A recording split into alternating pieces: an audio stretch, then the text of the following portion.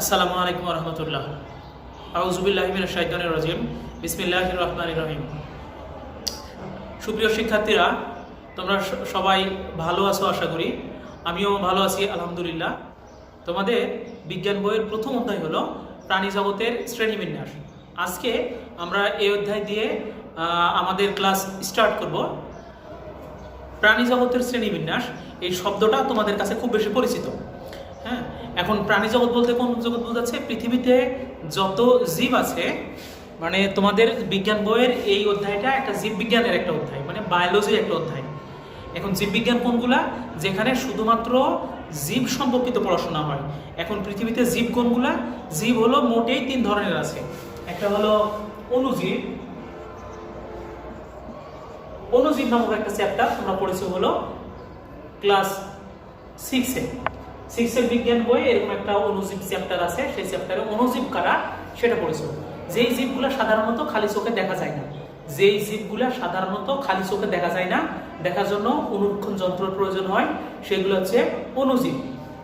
এরা জীব। আর কোনগুলো জীব আছে? আরেকটা হলো উদ্ভিদ। আর আরেকটা হলো প্রাণী। পৃথিবীতে এই 3 ধরনের জীব আছে। জীব কাদেরকে বলা হচ্ছে? জীব বলা হচ্ছে যাদের দেহ কোষীয় সংগঠন দ্বারা গঠিত, কোষ দ্বারা গঠিত, যাদের দেহের একক হচ্ছে কোষ। এই কোষ যদি থাকে তাহলে তারাই হবে জীব। এরকম হলো 3 ধরনের জীব আছে। একটা হলো অণুজীব, একটা হলো উদ্ভিদ, একটা হলো প্রাণী। তোমাদের বইয়ে এই অণুজীবেরও শ্রেণীবিন্যাস পড়া না, উদ্ভিদেরও শ্রেণীবিন্যাস পড়া না, শুধুমাত্র আমরা প্রাণীর শ্রেণীবিন্যাস পড়বো, মানে প্রাণীর শ্রেণীবিন্যাস পড়বো। এই শ্রেণীবিন্যাসগুলোর দরকার নেই, মুছে ফেললাম।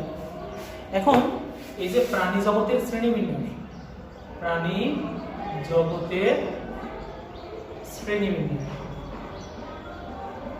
এখন প্রাণী বুঝলাম যে এরা এক ধরনের জীব, এটা বুঝলাম। এখন খেয়াল করো পৃথিবীতে কত ধরনের প্রাণী আছে। হ্যাঁ, যেমন মানুষ, আমরা এক ধরনের প্রাণী। এরপরে হলো গরু, ভেড়া, ছাগল, এরকম কয়টা বলতে পারবো? আমরা হয়তো দেখা গেল 50টা বলতে পারতেছি, 100টা বলতে পারতেছি, তারপরে আর বলতে পারতেছি না। কিন্তু এর বাইরে কি প্রাণী আছে না? অবশ্যই আছে এর বাইরে প্রাণী। হ্যাঁ, প্রাণী বিজ্ঞানীরা এ পর্যন্ত পৃথিবীতে যত প্রাণী আবিষ্কার করছে মোটামুটি সেটা হলো প্রায় 15 লক্ষ প্রাণী আবিষ্কার করছে, এবং এটা অনবরত আবিষ্কার হতেই আছে। এখনো এমন কিছু প্রাণী আছে যারা নতুন আবিষ্কার হচ্ছে। পৃথিবীর মানুষ এতদিন পর্যন্ত তাদের কোনো খোঁজই জানতো না। যেমন কিছুদিন আগে, বেশ কয়েক বছর আগে আমাদের ঢাকাতে একটা ব্যাঙ পাওয়া গেছে, যেই ব্যাঙটা সারা পৃথিবীতে কোথাও নাই, এবং এই ব্যাঙ সম্পর্কে সারা পৃথিবীর মানুষ অজ্ঞাত ছিল। কয়েক বছর আগে ঢাকাতে এই ব্যাঙটা পাওয়া গেছে। সেই ব্যাঙের নাম হলো জাকেরানা ঢাকা। হ্যাঁ, তো আমরা এই ব্যাঙ দেখো নতুন আবিষ্কার হচ্ছে। এরকম নতুন প্রাণী, নিত্য নৈমিত্তিক ঘটনা, প্রাণী আবিষ্কার হচ্ছে, প্রাণী মানুষেরা খুঁজে পাচ্ছে। তাহলে এ পর্যন্ত যত প্রাণী আবিষ্কার হয়েছে এগুলা মোটামুটি 15 লক্ষ প্রাণী। এখন খেয়াল করো, এই 15 লক্ষ প্রাণীর সম্পর্কে আমরা যদি জ্ঞান অর্জন করতে যাই, 15 লক্ষ প্রাণীর সম্পর্কে আমরা যদি জ্ঞান অর্জন করতে যাই, তাহলে দেখা যাবে আমাদের একটা মানুষের পক্ষে, একটা মানুষ আমরা ধরলাম তার বয়স 80 বছর। হ্যাঁ, সে বাঁচছে 80 বছর। 20 বছর বাদ দাও, এখান থেকে বাদ দিলে 60 হবে। 60 বছর কেন বাদ দিব? কারণ 20 বছর বাদ দিলাম হলো সে 20 বছর আগে আসলে প্রাণী জগৎ সম্পর্কে তার কোনো ধারণাই আসবে না। তাহলে 60 বছর, এবং 80 বছরে দেখা হলো আরো 10 বছর বাদ দিব আমরা। 60 বছর থেকে আরো 10 বছর বাদ দিব, কারণ হলো সে শেষ 10 বছরে সে পড়াশোনা করতে পারবে না, মানে জ্ঞান অর্জন করতে পারবে না বয়সের কারণে। তাহলে সে মোটেই সময় পাচ্ছে 50 বছর। 50 বছরের মানুষের একটা সময়ে এই প্রায় 15 লক্ষ প্রাণীর সম্পর্কে জ্ঞান অর্জন করা, এটা কোনোভাবেই সম্ভব না। তাহলে কি উপায়? আমরা যদি এই প্রাণী বিশাল হিউজ প্রাণী জগৎ সম্পর্কে যদি জ্ঞান অর্জন করতে যাই, যে কোন প্রাণী দেখতে কীরকম, কি খায়, কোথায় বাস করে, হ্যাঁ, এদের দেহের অভ্যন্তরীণ গঠন কেমন, দৈহিক গঠন কেমন, হ্যাঁ, মানে ফিজিওলজি, মরফোলজি, এই জিনিসগুলো কেমন এদের আমরা যদি জানতে যাই, শুধুমাত্র এই 15 লক্ষ প্রাণী 50 বছরে পসিবল। তাহলে এটা আমরা কেমনে জানবো? বিজ্ঞানীরা একটা সুন্দর একটা সিস্টেম বের করেছে, হ্যাঁ, সুন্দর একটা সিস্টেম বের করেছে, যেটাকে আমরা বলবো শ্রেণীবিন্যাস।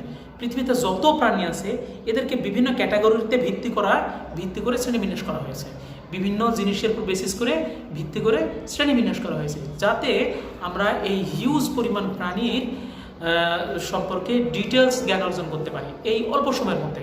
ঠিক আছে, তাহলে শ্রেণীবিন্যাসটা কি? আমরা এর আগে ক্লাস 6-এর বই পড়েছি যে প্রাণী জগতের শ্রেণীবিন্যাস।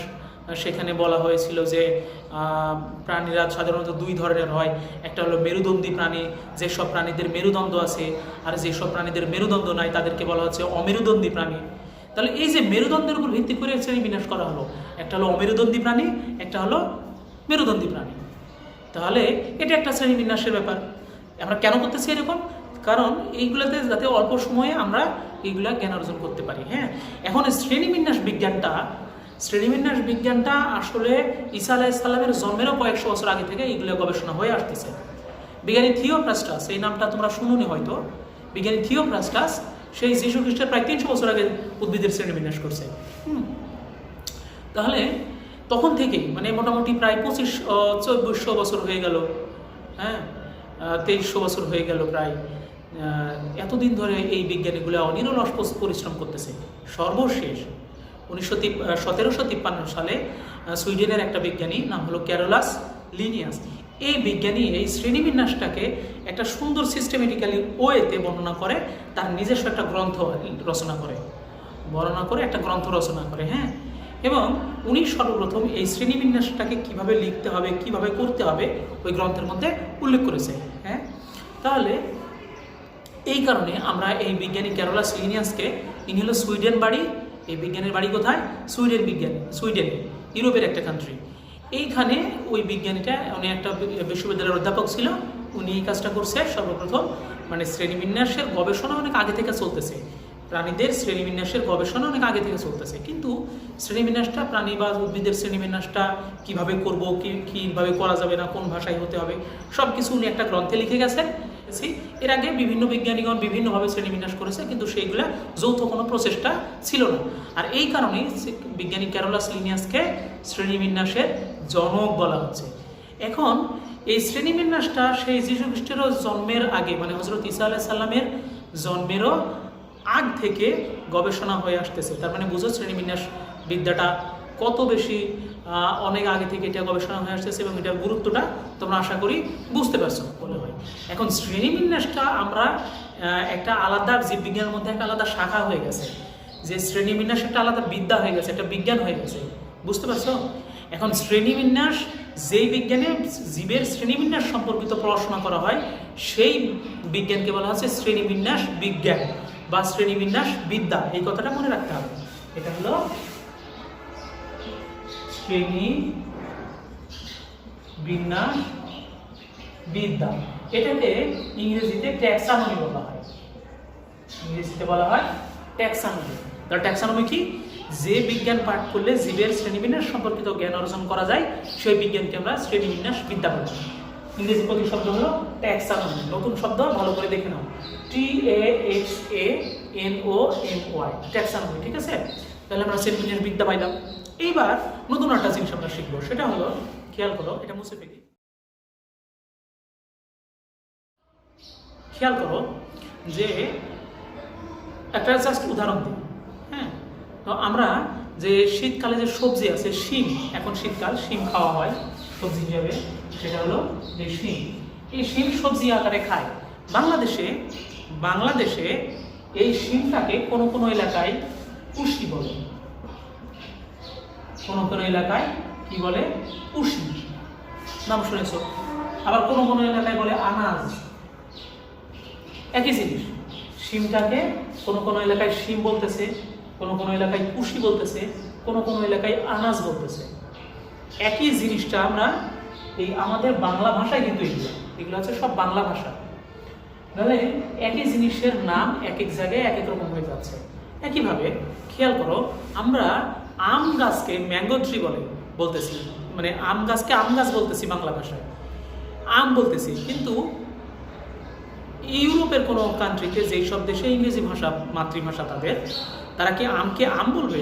না, আম বলবে না, তারা ম্যাঙ্গো বলবে। হ্যাঁ, আমরা আমাদের দেশে ধানকে ধান বলতেছি বাংলা ভাষায়, কিন্তু ইংরেজি ভাষায় ধানকে তো ধান বলবে না, ইংরেজরা ধান বললে চিনবেও না ধান কি জিনিস, এরকম বলবে। কিন্তু এরা রাইস বললে, প্যাডি বললে ঠিকই চিনবে যে এটা ধান বা চাল, ঠিকই চিনবে। এই জন্য এটা একটা বৈজ্ঞানিক ক্ষেত্রে এটা একটা সমস্যা। একই জীবকে এক এক জায়গায় এক এক দেশে এক এক নামে ডাকা হচ্ছে, এক এক দেশে এক এক ভাষায় এক এক নামে ডাকা হচ্ছে। এটা হচ্ছে বিজ্ঞানীদের জন্য একটা সমস্যা।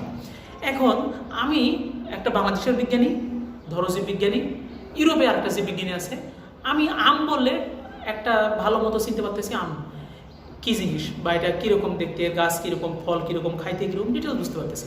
আম ইউরোপেও আছে, কিন্তু ওরা আম বললে বুঝবে না, আম বললে বুঝবে না আম জিনিসটা কীরকম বলবে, কিন্তু ম্যাঙ্গো বললে ঠিকই চিনবে যে এই জিনিসটাই আম। হ্যাঁ, তাহলে এই সমস্যা দূরীকরণের জন্য বিভিন্ন দেশের বিজ্ঞানীগণ মিলে একটা সিদ্ধান্ত নিয়েছে যে পৃথিবীতে যত জীব আছে সবার একটা ইউনিক নাম থাকবে, সবার একটা অনন্য নাম থাকবে, যেই নামটাকে বলা হচ্ছে বৈজ্ঞানিক নাম। মনে রাখতে হবে সেগুলোর নাম হচ্ছে বৈজ্ঞানিক নাম। এখন বৈজ্ঞানিক নাম কিভাবে হবে মনে রাখতে হবে। বৈজ্ঞানিক নাম হবে দুটা পদের সমন্বয়ে। একটা বৈজ্ঞানিক নামে একটা জীবের একটাই বৈজ্ঞানিক নাম থাকবে, সেটা উদ্ভিদ হোক প্রাণী হোক, একটা জীবের একটাই বৈজ্ঞানিক নাম থাকবে এবং এই বৈজ্ঞানিক নাম অন্য কোনো জীবের থাকবে না। এবং বলা হয়েছে, এটা একটা নিয়ম। 2 নম্বর নিয়ম হলো, বলা হয়েছে একটা নামের দুটা অংশ থাকবে, মানে দুটা পদ থাকবে। যেমন ধরো মানুষ,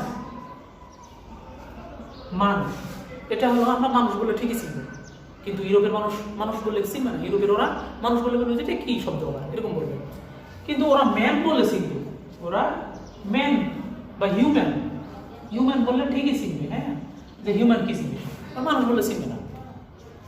এখন এটার একটা বৈজ্ঞানিক নাম লাগবে যেটা দুটা পদের সমন্বয় গঠিত, দুটা পদের সমন্বয় গঠিত। এখন এরকম নাম দেখো, তোমাদের বই উদাহরণ দেওয়া আছে হোমো, এটা হলো স্যাপিয়েন্স, এটা হলো মানুষের বৈজ্ঞানিক নাম। এখন দেখো, হোমো একটা শব্দ, স্যাপিয়েন্স একটা আলাদা শব্দ, দুটা শব্দ মিলে একটা নাম হয়েছে, সেটা হলো মানুষের বৈজ্ঞানিক নাম। এখন তুমি বলবা যে স্যার হোমো স্যাপিয়েন্স মানে যে মানুষ, আমি তো জানতামই না, তোমার জানার কথা না, কারণ হোমো স্যাপিয়েন্স এটা বাংলা ভাষার শব্দ না, এটা গ্রিক বা ল্যাটিন ভাষার শব্দ। বুঝতে পারছো আশা করি? আমরা গ্রিক ভাষা তো জানি না, আমরা তো ল্যাটিন ভাষা জানি না, এই জন্য এই ভাষাটাও বুঝতে পারতেছি না। এখন এই যে এটা গ্রিক বা ল্যাটিন হতে হবে, এটা কে বলেছে? এটা সব বিজ্ঞানীগুলো মিলে এই সিদ্ধান্তটা নিয়েছে। তাহলে বৈজ্ঞানিক নাম, এই যে আমি কয়েকটা রুলস বলতেছি যে গ্রিক বা ল্যাটিন ভাষায় হতে হবে, একটা ইউনিক নাম থাকতে হবে। হ্যাঁ, এই যে নাম করার পদ্ধতি, এগুলোকে বলা হচ্ছে নামকরণ, বৈজ্ঞানিক নামকরণ পদ্ধতি। আশা করি বুঝতে পারতেছো বৈজ্ঞানিক নামকরণ জিনিসটা কি। এবং পরের আরো নিয়ম আছে, এরকম বেশ কয়েকটা নিয়ম আছে। সেই নিয়মের মধ্যে বলা হয়েছে আমি যদি এই নামটাকে হাতে লিখি, যেমন এটা হাতে লিখলাম, তাহলে আমাকে অবশ্যই আন্ডারলাইন করা লাগবে। এভাবে আন্ডারলাইন আলাদা আলাদা নিচ দিয়ে দাগ দিতে হবে। আমি যদি হাতে লিখি, আর হাতে না লিখে যদি কম্পিউটারে টাইপ করি বা টাইপ মেশিনে টাইপ করি, যেভাবে এটা করি না কেন, তাহলে কি আমাকে আন্ডারলাইন দেওয়া লাগবে? না, তখন আর আন্ডারলাইন দেওয়া যাবে না। তখন এই লেখাটাকে একটু বাঁকা করে লিখতে হবে, এরকম বাঁকা, এরকম বাঁকা, এরকম বাঁকা। কিন্তু এটা তো হাতে লিখলাম, যখন কম্পিউটারে লিখবো তখন এই কম্পিউটারে একটা সিস্টেম আছে, ইতালিক করে দেওয়া যায়, লেখাটা ডান দিকে বাঁকাই দেওয়া যায়, ওইভাবে করে দেওয়া যাবে। এটা হলো বৈজ্ঞানিক নামকরণের পদ্ধতি। তাহলে বৈজ্ঞানিক নাম কি, বৈজ্ঞানিক নামকরণ পদ্ধতি আমরা শিখলাম। এর আরও শিখলাম যে শ্রেণীবিন্যাস কি, শ্রেণীবিন্যাস বিদ্যা কি, এবং শ্রেণীবিন্যাসের জনক কি। তোমাদের আজকে প্রথম ক্লাস। তাহলে আজকের ক্লাসে আমরা এই জিনিসগুলো শিখলাম। আগামী ক্লাসে আমরা নতুন পড়া পড়বো ইনশাল্লাহ। তাহলে আজকের পড়া আশা করি সবাই কমপ্লিট করবা। সে পর্যন্ত সবাই ভালো থাকো, সুস্থ থাকো। আজকের ক্লাস এখানেই শেষ করছি। আল্লাহ হাফিজ।